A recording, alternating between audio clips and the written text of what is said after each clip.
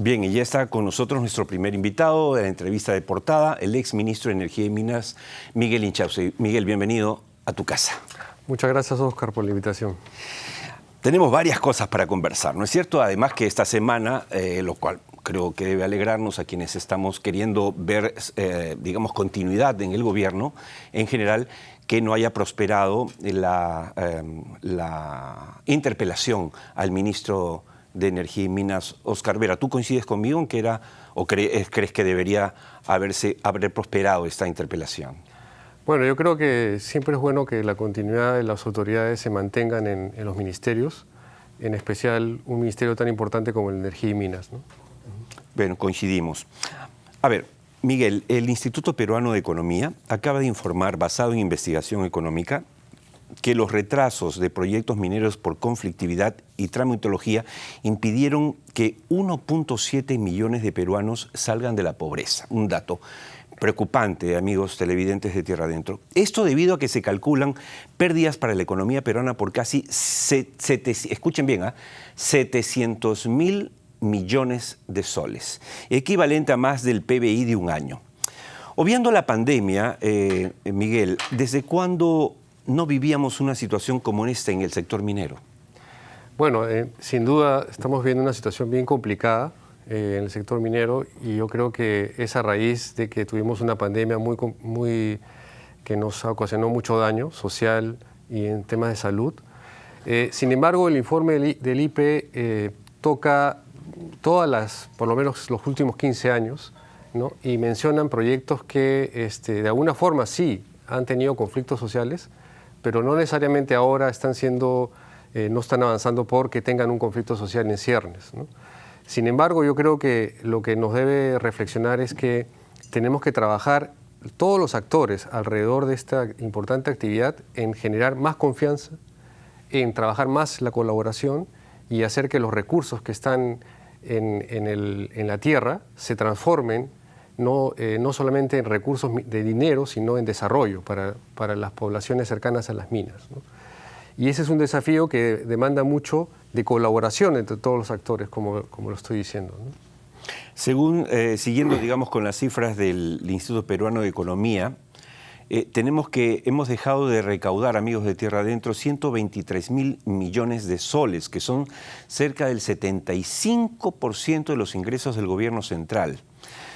Para entender esto, debemos decir que la paralización de las operaciones de las 11 principales unidades mineras entre el 2021 y el 2023 tuvo un costo aproximado de 7.000 millones de soles en el PBI nacional. Tú has sido ministro de Energía y Minas, Miguel. ¿Cómo pueden impactar al sector estas pérdidas? Bueno, definitivamente impactan fuerte porque los inversionistas y las empresas mineras que están en el Perú están viendo cómo está la coyuntura social y política también. Yo creo que si la evaluación se está haciendo del 2021 al 2023, es en gran medida por el gobierno de Pedro Castillo, que no solamente no promovía la minería, sino generaba muchas preguntas en torno a que si querían o no una minería responsable y sostenible en el Perú, ¿no?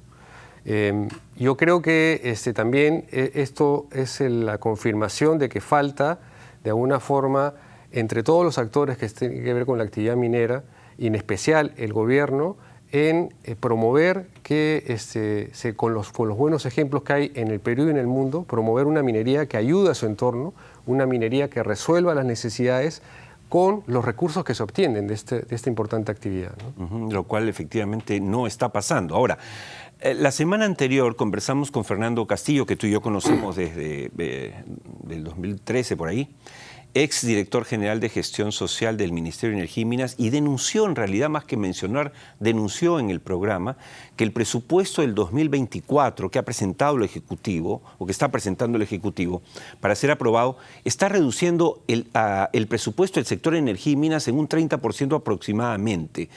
¿Cómo se puede entender tremendo despropósito? Habría que analizar bien cuál es la razón y qué partidas se reducen, pero realmente un ministerio que tiene que promover una actividad tan importante no puede haber una reducción de esa cantidad.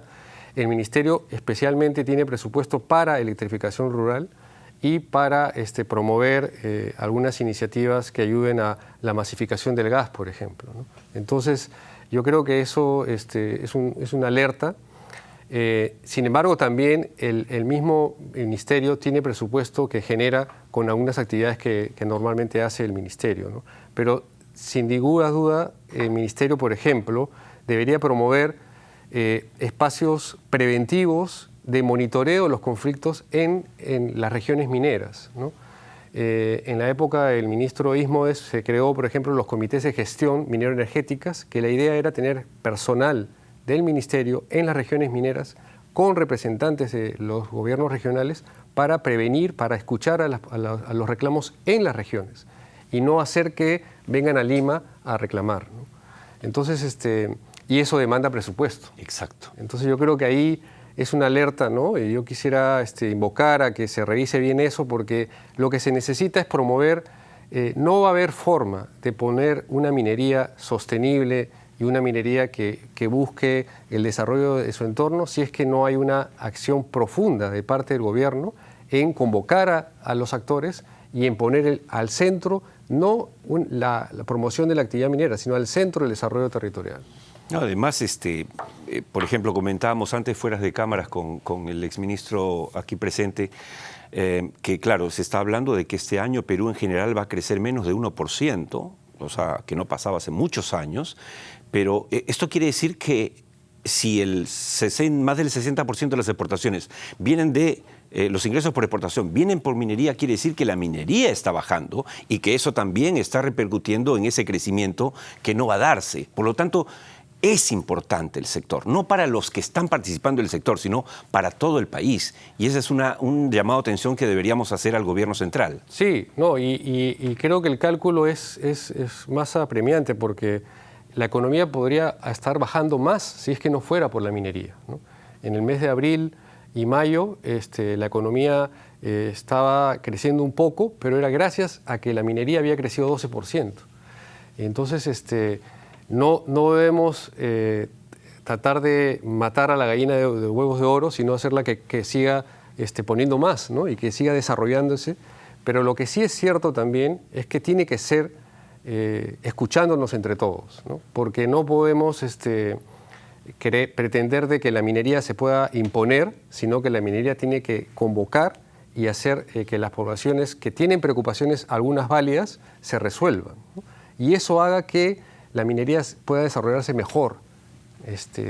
Yo creo que, por ejemplo, lo que dice el IPE es muy claro, ¿no? Que hay proyectos que están paralizados por años, pero si se hubiera promovido un diálogo y si se hubiera resuelto las preocupaciones que hay en torno a temas importantes de agua, temas de polvo, en las carreteras, por ejemplo, en el corredor minero del sur, si se hubieran reflexionado a cómo resolverlos para el mediano y largo plazo, con iniciativas que generen valor compartido, de ganar, estaríamos hablando de repente un mayor incremento de la minería ahora en el Perú, ¿no? Ahora, tú sabes, Miguel, creo que coincidimos en que este gobierno accidental, que es el gobierno de la señora Dina Boluarte, que nunca soñó ser presidente de la República, que es la primera presidenta de los últimos 50 años, siempre lo reitero para que nos ubiquemos, que no tiene parlamentarios, o sea, es la primera vez que un presidente en el Perú, hombre o mujer, no tiene bancada. Ni una, ni dos, ni tres personas. O sea, es un gobierno frágil, pero ciertamente no es un gobierno que podríamos nosotros acusarlo, señalar de antiminero. Pero ahí es donde yo me extraño, Miguel, y digo, ok, ¿no ven todo lo que estamos informando? ¿No leen diarios? ¿No leen un ratito el Time? O sea, el mundo quiere los minerales del Perú. O sea, si hay algo en lo que podemos sostener o pausarnos para crecer es en el sector minero. Eso es lo que yo no llego a entender, no sé si tú. No, y yo creo que lo que falta es mayor diálogo y mayor conciencia de todos los actores, porque lo que tú dices es muy cierto. O sea, en el mundo hay un cambio de matriz energética, se va a necesitar dejar los fósiles y pasar a las energías renovables, y eso, los autos eléctricos, la electromovilidad van a demandar minerales críticos, en especial el cobre, que es de la cartera que tenemos acá en el Perú, el 70% de proyectos es de cobre. Entonces, tenemos una oportunidad de oro ahora, nuevamente en el Perú, y lo que deberíamos hacer es no quejarnos o no de pedirle al gobierno que resuelva las cosas, sino ayudar al gobierno, porque este gobierno es muy frágil, a resolver los grandes temas, ¿no? yo por citar uno, ¿no? La acumulación de recursos, de impuestos que hay en las regiones. Eso para mí es inconcebible, de que no se pueda transformar eso en proyectos que sean sostenibles y de desarrollo territorial. Y para eso, si los alcaldes y los gobernadores no tienen la capacidad técnica, pues hay que darle la capacidad técnica. Y ahí el gobierno central debería convocar a las empresas y darles las garantías para que las empresas puedan colaborar en eso. Claro. Yo siento que ahí el gobierno se está quedando un poco en hablar de que los plazos se están reduciendo, en que sí voy a promover, pero queremos que haya acción, ¿no? Dejemos de dar bonitos discursos y pasemos a la acción. Ahora, Víctor Govitz, me parece que al principio de año anunció que una cosa que quería impulsar la Sociedad Nacional de Minería era justamente algo así como núcleos ejecutores. No ese es el nombre, no recuerdo, pero solo lo vi en una oportunidad de declarar eso. Eso se acerca un poco a lo que tú estás diciendo también. Sí. Es decir, que no esperemos que el gobierno reaccione, sino que nosotros, los privados, hagamos algo, que nos acerquemos para ayudar. Exacto. Yo creo que es eso, ¿no? Y si el gobierno... Mira, yo tengo ya más de 25 años en el sector y no he visto ningún gobierno que haya podido ayudar rápidamente a las regiones. Entonces, no creo que de acá a 10 años va a pasar eso. Entonces, tomemos eso en conciencia y hagamos que se resuelvan esas necesidades. Y el otro gran tema es el tema de los permisos. Criticamos que hay una permisología muy densa, pero deberíamos tomar siempre... entran nuevas autoridades o entran nuevos representantes de las empresas y creen que hay que descubrir la pólvora. En el 2019, una comisión liderada por Roxana Barrantes determinó varias acciones para mejorar los procedimientos. Uno de ellos es la ventanilla única virtual. Yo creo que si hace 2 años se hubiera empezado la ventanilla única virtual, ahorita tendríamos algo más concreto, ¿no? Entonces, yo invoco, porque esto no es solamente responsabilidad de un sector, del sector público, también el sector privado. Yo tengo la suerte de haber trabajado en el sector público y sé que es difícil hacer las cosas, pero si todos nos unimos y ponemos al centro, no la minería, sino el desarrollo territorial, y aprovechamos que la minería genera riqueza que se necesita ahora hay más pobreza en el Perú, y sería un pecado no promover sosteniblemente la minería para que ayude a mejorar la economía del Perú. Totalmente de acuerdo con tus palabras, Miguel, totalmente de acuerdo.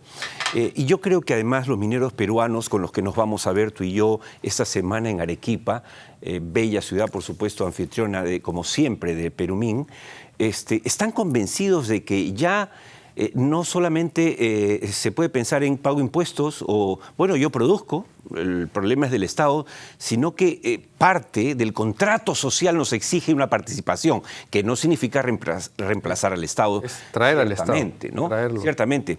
Tú has estado en una empresa, por ejemplo, que hoy es un éxito como Goldfields, que era un proyecto que se llevó a la realidad.